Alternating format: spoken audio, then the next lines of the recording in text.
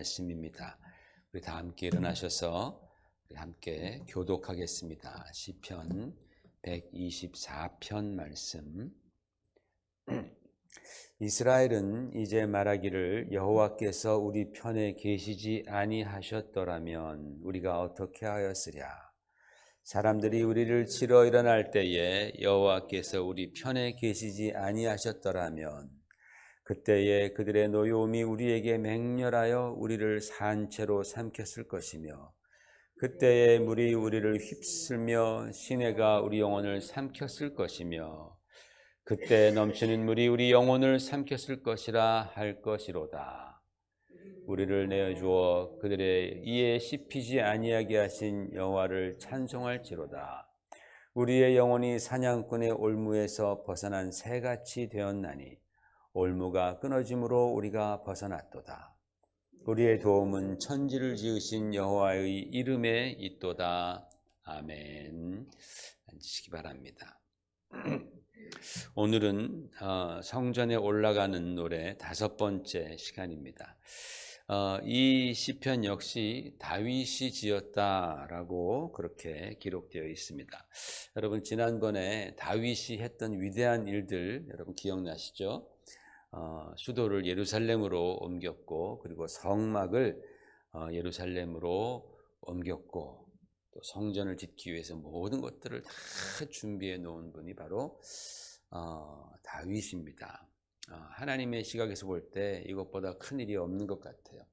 그런데 또 우리가 잘 아는 대로 다윗은 골리앗과 싸워서 이겼고 또 사울 왕의 집요한 추격을 따돌려서 마침내는 이스라엘의 위대한 왕이 되었고 또 그 후에도 숱한 전쟁을 승리로 이끌었던 인물입니다. 이분의 인생 경력이 진짜 화려합니다. 아주 멋들어져 보이죠. 그러나 우리는 간과하지 말아야 할 것이 한 가지가 있습니다. 저희 선친께서 돌아가시기 전에 제가 잘 몰랐던 이야기를 해주셨습니다.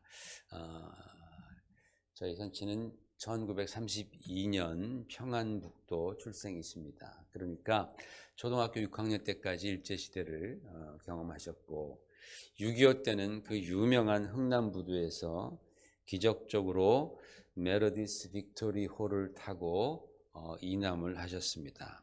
그리고 6.25가 끝날 무렵에는 국군 소위로 6.25에 참전을 하셨고 그리고 60년대 중반에는 월남전에도 한 2년 반 정도 제 기억으로는 그렇게 다녀오셨습니다.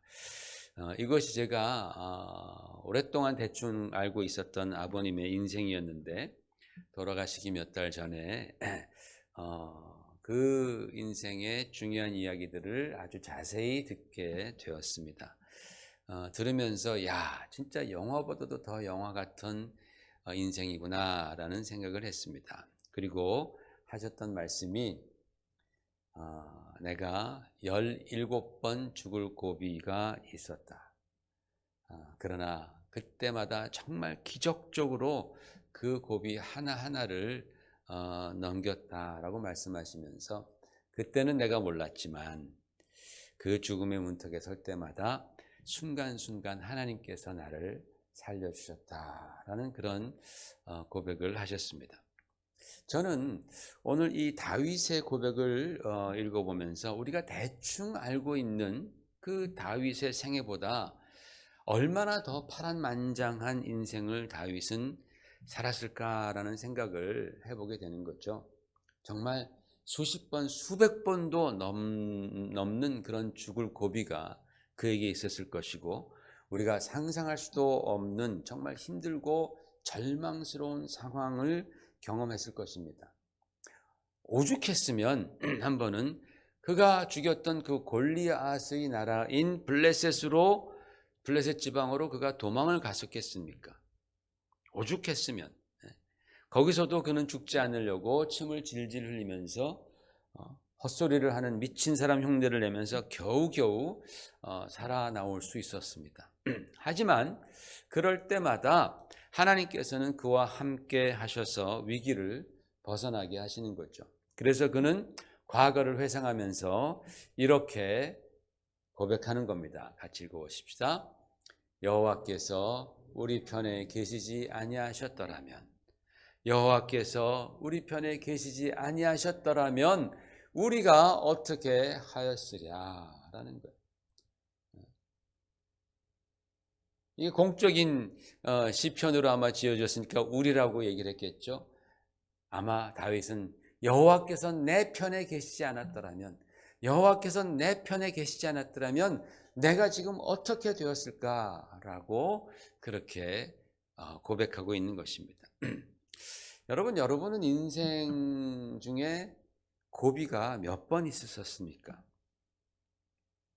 여러분 지금까지 살아오시면서 몇 번의 인생의 고비가 있었습니까? 한번 생각해 보십시오. 몇 번이나 생사의 갈림길에 서 보셨고, 또 몇 번이나 야 이제 내가 더 이상 못 살겠다, 더 이상 안 된다 라는 어떤 자포자기의 그 마지막 순간까지 가보셨습니까? 그런 적 있으십니까? 있다면 단 한 번만 경험해도 다시는 하고 싶지 않을 그런 경험, 그런 상황이었겠지만은, 그런데 그게 우리가 안 하고 싶다고 해서 그게 안 오는 게 아니다라는 겁니다. 어떤 분들은 그래서 그런 경험을 정말 여러 번 하신 분들도 계실 겁니다. 그 위에 자잘한 인생의 고난과 그런 위기들, 아픔들은 정말 셀 수 없을 정도로 많을 겁니다. 그런데 여러분 보십시오. 그런 정말 절대절명의 그런 위기, 그런 정말 생사를 눈앞에 두었던 그런 시간들, 그리고 수많은 셀 수 없는 그런 많은 위기와 고통들과 아픔들과 시련들, 이런 모든 것들을 다 이겨내시고 여러분은 지금 이 귀한 예배 자리에 앉아서 하나님께 예배를 드리고 계시다라는 겁니다. 놀라운 승리가 아닙니까? 그런데 여러분, 그렇게 이겨낸 것이 다 우리의 능력입니까? 우리가 이렇게 회복된 것이 이게 다 우리의 노력과 우리의 지혜 때문입니까? 우리가 잘 아는 이야기가 있습니다. 어떤 사람이 꿈에서 자신의 인생이 파노라마처럼 그렇게 펼쳐지는 것을 보았습니다. 마치 그 바다의 모래사장에서 주님과 함께하는 그런 아름다운 인생이었습니다. 주님과 함께 걷는 그 발자국들이 선명하게 보였습니다. 그런데 어떤 부분에 가니까 그 발자국, 두 사람의 발자국이 없어지고 한 사람 것만 보였다라는 거죠. 그래서 그가 그때가 언제인가를 자세히 들여다보니까 자신이 가장 힘들고 절망했던 시기였다라는 겁니다. 그것을 보자 그는 주님께 섭섭한 마음이 들어서 퉁명스럽게 주님께 묻죠. 주님, 제가 좋을 때는 저와 함께 하시고 제가 힘들어서 정말 주님이 필요할 때는 저를 홀로 두셨군요. 주님 진짜 야속합니다. 그렇게 말을 했습니다. 그랬더니 주님께서 대답하시기를, 얘야, 그 발자국을 한번 자세히 살펴보거라. 그건 네 발자국이 아니라 바로 내 것이란다. 그때 난 괴로워하는 너를 내 등에 업고 그 시간을 지나갔단다 라고 주님이 대답해 주셨다라는 거예요. 여러분, 이것이 바로 주님의 사랑이고 또 우리가 쉽게 인생 가운데 발견하지 못하는 주님의 은혜가 아니겠습니까? 그런데 제가 한 가지 더 덧붙이고 싶은 말씀이 있습니다. 여러분, 우리가 누군가의 등에 업히거나 품에 안겨 있으면 어떻습니까? 우리는 아무것도 할 수 없게 됩니다. 그렇죠? 아무것도 할 수 없습니다. 여러분, 다윗이 하나님께서 자신의 편이 되어 주셨다라고 그렇게 고백할 때에 우리는 그가 골리앗에게 막 물맷돌을 탁 정확하게 날리고 칼을 뽑아 들고 들판을 달리고 담을 넘고 하는 그런 아주 용맹스러운 다윗을 상상하게 됩니다. 그것도 맞습니다. 그때 주님께서 다윗의 편이 되어 주셨습니다.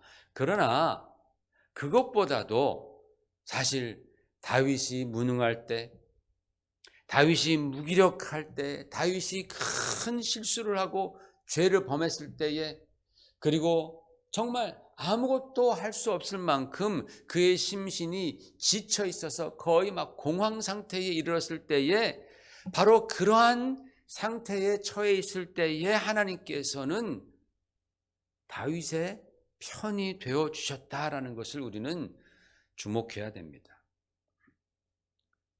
여러분, 사실 누군가가 내 편이 되어 준다라고 할 때에 나에게 그 사람이 절실히 필요할 때는 내가 잘 나가는 때가 아닙니다. 그럴 때 내 그분 필요 없습니다.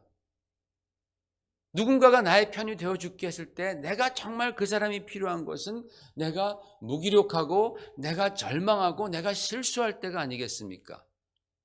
내가 위기에 있을 때 바로 나에게 편이 되어 주겠다는 바로 그분이 절실하게 필요한 것이지, 내가 잘 나갈 때는 사실은 그분 도움 필요 없는 것 아닙니까? 다윗의 인생에서 가장 무기력하고 가장 절망적이고 언제나 불안과 걱정이 휩싸였던 때가 언제입니까?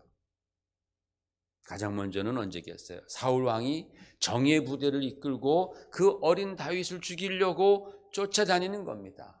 군사훈련도 받지 않은 그 어린 다윗, 이제 10대 후반, 20대 초반, 그를 정말 정예 부대가 몇천 명이서 다윗을 잡으려고 쫓아올 때에 그 시절 다윗은 마치 불쌍한 토끼 마냥, 외로운 토끼 마냥 들판을 정신없이 뛰어다녀야 했습니다. 그때는 그를 도와주는 사람도 없었습니다. 외로웠습니다. 그때는 그가 하루하루 살아있다라는 것이 기적이었습니다. 그런데 그는 그런 절체절명의 위기의 순간에서도 하나님께서 나의 편이 되어 주신다라는 것을 그는 믿었다라는 겁니다. 그리고 그런 고된 하루가 끝났을 때에 그는 이렇게 노래합니다. 같이 보십시다. 시작. 나의 힘이신 여호와여, 내가 주를 사랑하나이다.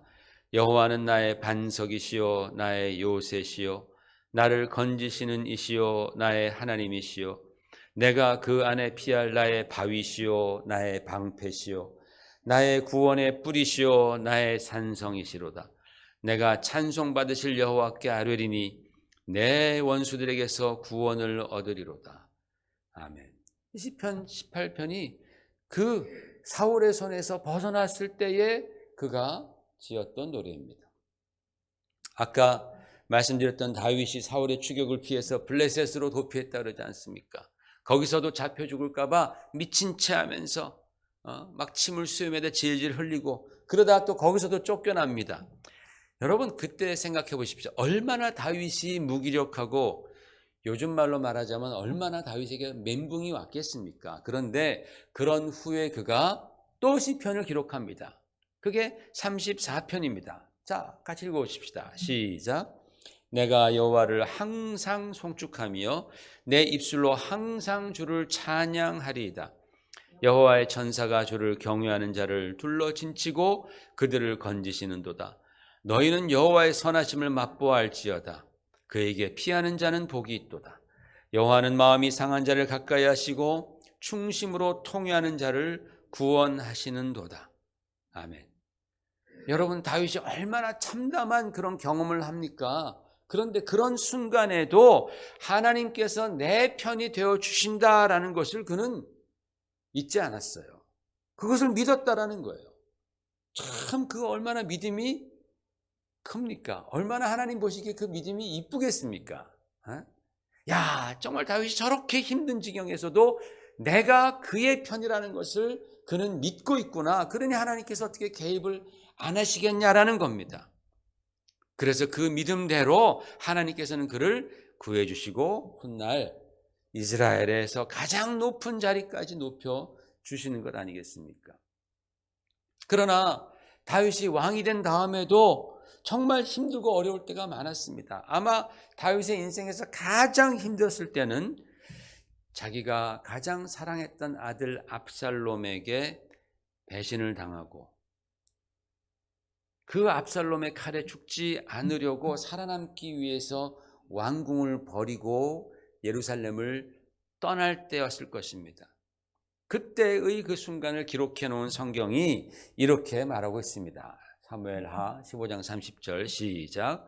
다윗이 감람산 길로 올라갈 때에 그의 머리를 그가 가리고 맨발로 울며 가고 그와 함께 가는 모든 백성들도 각자의 머리를 가리고 울며 올라가니라. 여러분 이렇게 맨발로 자기 머리를 가리고서 울면서 간 적이 있습니까? 너무 마음이 아프고 너무 상심이 되고 너무 절망이고 정말 그래서 여러분 그런 적이 있습니까? 응? 왕이 말이죠. 그 찬란한 왕복을 입었던 그 왕이 일국의 왕이 사랑하는 아들에게 반역을 당해서 도망하는 모습이 참으로 비참하기에 이를 데가 없습니다. 다윗이 이렇게 맨발로 울며 그 언덕을 올라갔다는 것 아닙니까? 그때의 다윗의 심정 생각해 보십시오. 그러나 이때에도 다윗은 모든 것을 다 하나님께 맡깁니다. 왜냐하면 하나님께서 끝까지 내 편이 되어주심을 그는 믿었기 때문입니다. 그리고 그렇게 도망가면서 지은 시편이 시편 3편이에요. 한번 볼까요? 시작. 여호와여 나의 대적이 어찌 그리 많은지요. 일어나 나를 치는 자가 많으니이다. 여호와여 주는 나의 방패시요 나의 영광이시요 나의 머리를 드시는 자신이이다. 천만인이 나를 에워싸 진친다 하여도 나는 두려워하지 아니하리이다. 겉으로는 눈으로는 울면서 맨발로 그렇게 쫓겨가면서도 그 마음 가운데는 하나님이 내 편이시다라는 사실을 그는 믿었던 거예요. 나 두려워하지 않습니다. 나 마음 아픕니다. 그러나 하나님 내 편이시니까 하나님 나에게 또 은혜 주실 줄 믿습니다. 마침내 어떻게 됩니까? 하나님께서는 압살롬이 잘못된 계략을 따르게 하심으로써 그의 쿠데타는 실패로 돌아갑니다. 그리고 다시 다윗은 왕자를 되돌려 받습니다. 이때 성경이 뭐라고 기록하냐 하면은 사무엘하 17장 14절에 자 보십시다. 압살롬과 온 이스라엘이 이르되 아렉 사람 후세의 계략은 아히도벨의 계략보다 낫다 하니 이는 여호와께서 압살롬에게 화를 내리려 하사 아히도벨의 좋은 계략을 물리치라고 명령하셨습니다. 이 후세는 다윗 편인데 그 압살롬 궁에 목숨 걸고 남았던 말하자면 스파이 같은 그런 사람입니다.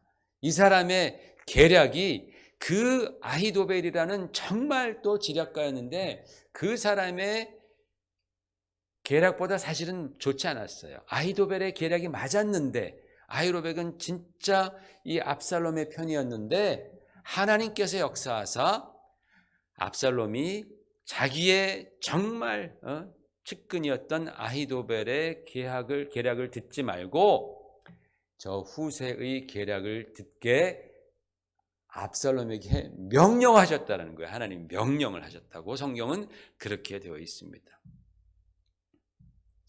그래서 게임이 끝나는 거예요. 여러분, 다윗은 지금 아무것도 못하고 절망 중에 빠져 있는 무기력한 상황입니다.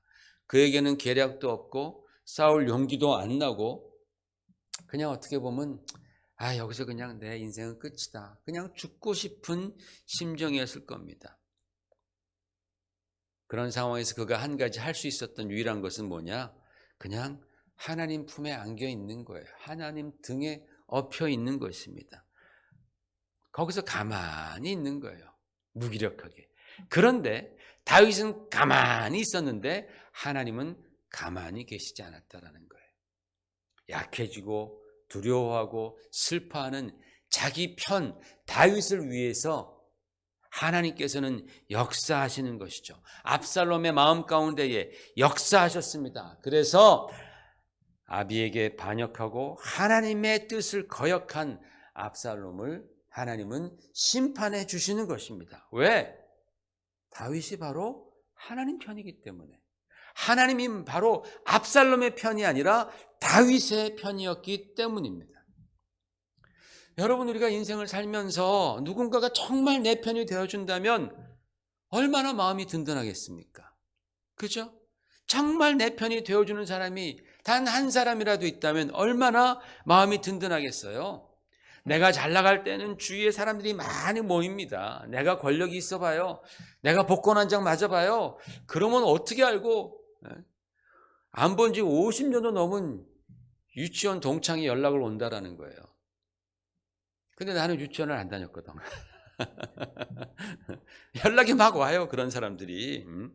그냥 찔러보는 거예요. 그런데 여러분, 그렇게 몰려든 사람들이 정말 내 편이라고 생각하는 사람들이 얼마나 되겠습니까? 진정한 내 편은 언제 할 수 있습니까? 그렇죠. 내가 어렵고 무기력할 때, 내가 실수할 때, 내가 혼란해할 때, 그때 우리는 진정한 내 편이 누군지를 아는 거예요. 내가 피곤하고 지쳐서 정말 소망이 없는 인생 가운데 빠져 있을 때에, 그때 비로소 진짜 내 편이 드러나는 것 아니겠습니까? 또 그때 우리는 정말 내 편이 필요한 것 아니겠어요? 우리 주 예수님께서 이렇게 말씀하셨습니다. 마태복음 9장에 같이 읽어봅시다. 시작. 바리새인들이 보고 그의 제자들에게 이르되 어찌하여 너의 선생은 세리와 죄인들과 함께 잡수시느냐? 예수께서 들으시고 이르시되 건강한 자에게는 의사가 쓸데없고 병든 자에게라야 쓸데있느니라. 나는 의인을 부르러 온 것이 아니요 죄인을 부르러 왔노라 하시니라 라 그랬습니다. 예수님께서 죄인과 세리의 친구라고 욕을 많이 잡수셨습니다. 예수님이 이 땅에 오신 목적이 뭐예요? 죄인을 부르시기 위해서, 죄인의 편이 되어주시기 위해서. 저 여러분은 죄인입니까? 아닙니까? 우리는 죄인입니다. 그러면 예수님께서 우리의 편이신 거 맞죠? 그죠? 이렇게 말씀하셨으니까. 예수님께서 우리의 편이십니다. 또 주님께서 이렇게 말씀하십니다. 마태복음 11장 시작. 수고하고 무거운 짐진 자들아 다 내게로 오라. 내가 너희를 쉬게 하리라. 여러분, 인생에 무거운 짐이 있습니까? 피곤함이 있습니까? 아픔과 상처가 있습니까? 그렇다면 예수님께 나아가는 거예요. 왜? 예수님이 바로 그런 사람들의 편이 되어주시겠다라고 말씀하는 거예요. 그런 사람들의 편이 되어주시기 위해서 우리를 찾아오셨다라는 겁니다. 그러면 예수님께서 내 편이 되어주시면 뭐가 좋은데? 좋은 게 너무너무 많죠. 자, 사도 바울은 이렇게 말합니다. 고린도전서 1장 30절 시작. 예수는 우리에게 지혜와 의로움과 거룩함과 구원함이 되셨느니라. 아멘. 얼마나 좋습니까? 예수님이 내 편이 되어주시면 얼마나 좋습니까? 얼마 전에 여러분, 전 세계적으로 선풍을 일으킨 우리 K-드라마 있죠. 뭡니까? 오징어 게임이라고. 거기에 보면 깐부가 나오지 않습니까? 깐부. 저도 우리 맨날 깐보라 그랬는데 거기서 깐부가 그게 표준말인 줄 처음 알았습니다. 어렸을 때 딱지치기나 뭐 구슬치기 할 때 우리가 깐부를 걸잖아요. 깐보 건다 그러잖아요. 이 깐부는 진짜 친한 친구끼리 맺는 그런 그 약속, 그런 동맹 아닙니까? 진짜 친한 친구끼리 맺는 동맹이 바로 이 깐부입니다. 그렇게 깐부를 걸면은요, 니 거 내 거 정말 없어집니다. 그 드라마에서도 자기가 갖고 있던 그 마지막 구슬을 다 건네주고 목숨까지도 그렇게 버리지 않습니까? 깐부기 때문에, 진짜 친한 친구기 때문에. 여러분, 우리 예수님께서도 우리 편이 되어주시는 것을 넘어서 주님은 이렇게 요한복음 15장 13절에 말씀하셨습니다. 사람이, 같이 읽어요. 사람이 친구를 위하여 자기 목숨을 버리면 이보다 더 큰 사랑이 없나니 너희는 내가 명하는 대로 행하면 곧 나의 친구라. 이제부터는 너희를 종이라 하지 아니하리니 종은 주인이 하는 것을 알지 못함이라. 너희를 친구라 하였노니 내가 내 아버지께 들은 것을 다 너희에게 알게 하였음이라. 아멘. 이와 같이 우리 예수님께서는 우리의 친구가 되어 주시되 언제까지 뭘 하시기까지?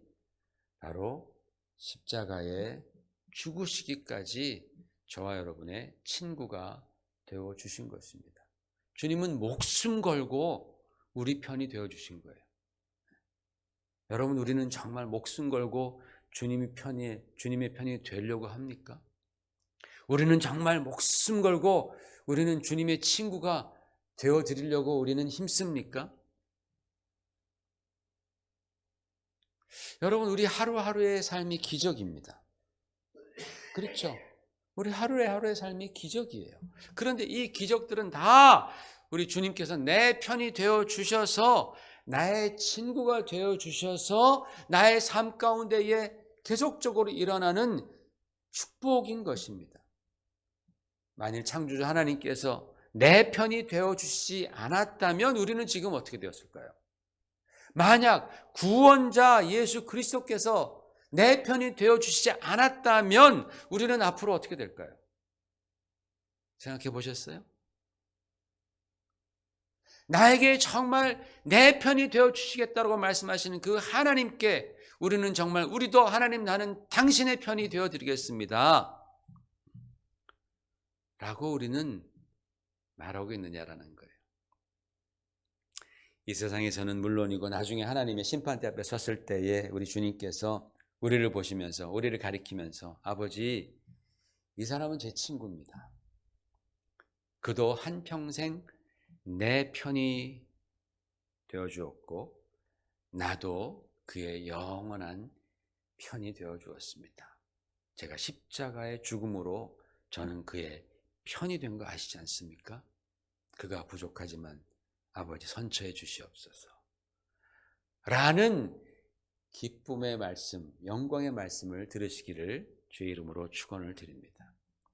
그러므로 여러분, 예배에 나오실 때마다 하나님은 나의 편이십니다. 다윗이 고백한 것처럼 저도 주님의 편 하겠습니다. 절대로 내가 이 편 바꾸지 아니하고 주님만 바라보며 살겠습니다. 그렇게 고백하시는 여러분 되시기를 주의 이름으로 축원을 드립니다. 같이 기도하십시다.